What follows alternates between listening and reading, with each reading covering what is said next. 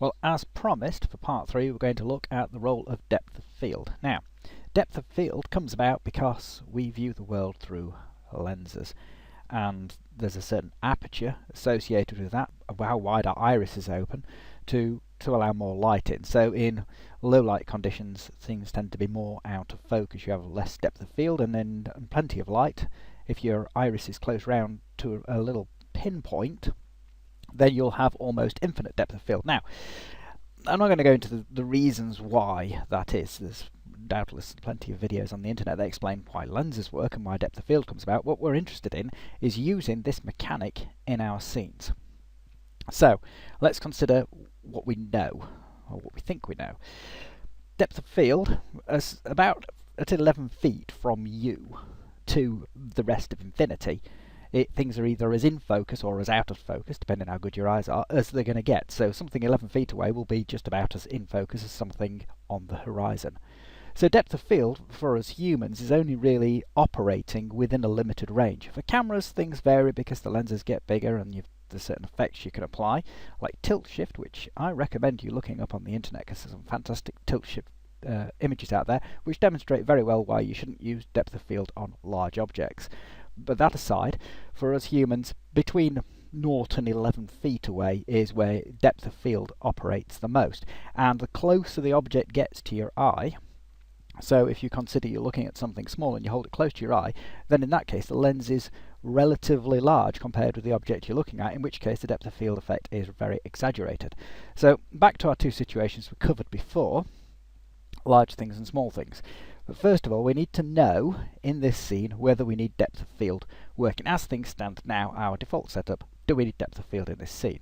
So if I switch to the side view, yes, I'm actually going to do something other than talk here. I've got Vicky stood under the camera, and the camera's set at her head height, and we're looking at this scene so we know where we are. I'm going to create a cube. I'm going to use this cube as a measuring stick. So if I set that cube to about Vicky's height, let's say, for the sake of argument, she's 5.5 foot tall, which is handy because we need 11 feet. So if I hold the shift key down and click on the y-axis, I can double the height of this cube. And I'm going to use this cube as a measuring stick. So I'm just going to rotate it and place it where the camera is, and then rotate it a bit more in the other axis so it's pointing out in front of the camera. Now I just want this as a guide in my scene. I don't need it to be rendered. So if I go to the attributes, I can hide it. And I can also link it and parent it to the perspective camera. Well, that's handy because that means now when I move my camera, this guide will move around with me. So there, the situation is that's 11 foot away. There's nothing really in this scene that's close enough to warrant any depth of field. I mean, even if we just tilt this down, you can see this piece of ground here wouldn't even be affected by depth of field. So as things stand with the default Bryce camera in regular rendering mode, there's no need for depth of field in this scene. Okay, right. Now what we have to consider is, if we make Vicky small and look at this scene, this is going to shrink with Vicky. So it wouldn't be appropriate to leave that on the camera if we were to change the scale of Vicky. So we'll come to that situation in a bit, because dealing with depth of field on large objects is more difficult than dealing with depth of field and things that are close to you, and hence smaller objects if they're going to fit in the scene. So if we take Vicky to this position, for example, which we don't have to, I was just saying for example, we'll just get hold of the camera, move the camera to this position, you can see now that it's close enough to become affected by depth of field. You've got a handy system. If we can get something in the view that we want to have in or out of focus. Let's target this alien creature. So I'm just moving the camera around. You can see the cube sticking with the camera, which is handy. So here we go. Here's our little fella, and we're in the realms where depth of field could be applied. It doesn't have to be. Let's say it's a dark day or whatever. So I'm moving, so we're getting a bit close to his face, and I'll select an object there. So we could say an eyes, and that can be the target for our depth of field. The effect is in premium render options, so render options, premium effects, depth of field, and from the perspective camera where we are now, with something selected, we can set the focal length to that object, which means that object is going to be in focus. The lens radius determines how much out of focus things that get either side of that focus. So this is essentially doing the same job as your iris. It's opening to let more light in, expose more of the lens and create more of the depth of field effect. To preview this effect, I recommend turning the raise per pixel down. For final rendering of depth of field, depending how strong the effect is, you'll need 36 minimum. 64 is usually better, and if you have very strong depth of field effects, you'll need maximum. And of course that all has an impact on render time. So at the moment 4 rays per pixel. So let's see how that renders now. So you can see we're focused somewhere between these eye objects, but this edge of his eye there is slightly out of focus. This is all out of focus in the background. So as things stand, that's allowed us to say something about the size of the object we're looking at and the scale of the scene, irrespective of the other things we've considered with widening, narrowing the field of view and the position of the horizon. Well, we'll take that as red now. We know what we're doing with those. We're just thinking about depth of field. To control this effect accurately, suppose I want that edge of his eye there to be perfectly in focus. This is quite blurry, as you can see in the background. You see how noisy that edge is? This is why you need to turn the raise per pixel up.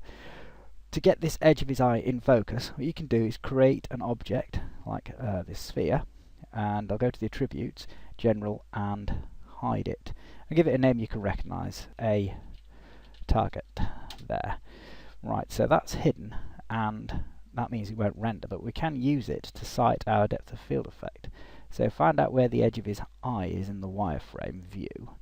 So it's just about there. Now we've got to adjust its height, so it's on the edge there. And now we go to the render options while in the perspective camera view and use set to current selection. And that allows us to accurately place the focus along the eye edge there. Right, I'll show you about the noise now, because this is often a problem. So in this case, where we've got the render options, you can start turning up. So 36, we'll try 36 and just plot render a small area and see what it looks like. See how that's now softened more, but still a little bit noisy. So I'll probably have to go to 64. Right, and that will take a little while to render, a couple of minutes, even though this is very basic lighting in this scene. So it's an expensive effect to do within Bryce, but that's where you'll get the best effect from this. Right, let's just quickly look at the effect of modifying the lens radius. I'll lower that back down again. So let's say 1. This will mean that things in the background go very much out of focus. You see they're really, really blurred, and only a little bit is in focus. Now this will be appropriate for something that was very close to the camera. So we're not really getting any of the background, it's just one little bit there. The effect though can work well even if used subtly, so we'll go in the other direction and see what we can see. So there's just a little bit of depth of field effect working on the horizon here and the edges of these blocks, which would be fine if we got some textures in this scene and some sky. You wouldn't need to overdo it, it just adds a little bit of extra realism to your scene. So what do we do if we're getting in a position where we need to make this scene look big? Well, by and large, you're going to have to reduce, well, get rid of this cube.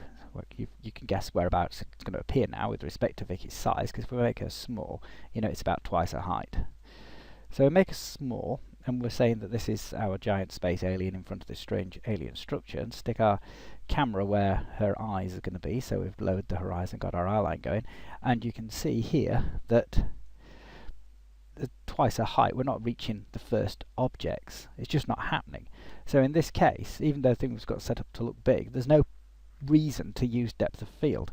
The only way it's going to work for us if we can get something between us and the thing we're looking at in this gap, which could be, say, looking over somebody's shoulder. So let's get hold of our Vicky object here, put her there, try and get her in scene now. I've got to work out where she is. Overhead view here might help me.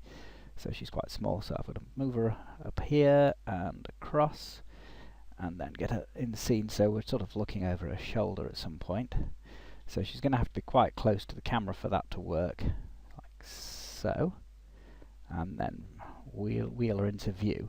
Okay, so now she's within 11 feet of the camera at her scale. We can then consider what we're going to do. We could have her in focus, and for that we'll need our target again. But since it's up by the alien, we'll have the alien. So we'll pull our we'll widen our field of view, so we're pulling our camera field of view out so we can see more of the scene. There's our target up there. We'll have to retarget because we've moved the camera, so the relation has changed. Go to render options, focal length, and then set to current selection. You'll see it's changed. So actually the focal length's got smaller because we've repositioned our scene and widened the field of view. The effect is going to be that what we've got in the foreground is going out of focus, and this is in focus. So here Vicky's probably a bit blurred for this effect, so we'd have to consider, even though we've already made the lens radius quite small because we're working a smaller scale, we have to lower the lens radius still further and just have a subtle out of focus effect. Probably gone a bit too far there, you can't really see it, so let's double that value and then render that. So mostly everything else is in focus because of where the target's placed. Proportionally it's a long way from the camera compared with what's in front of the camera, and there's Vicky out of focus. We could go for the opposite effect. So we can lower this target down and bring it towards Vicky, if I can do that. It's a bit fiddly working on this scale.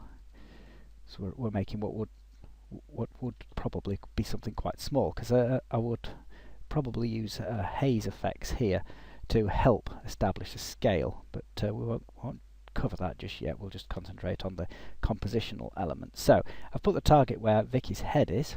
I'm looking from the perspective camera view, and I set to current selection so it's very close to us, and now we should find that Vicky comes into focus and the things behind go out of focus.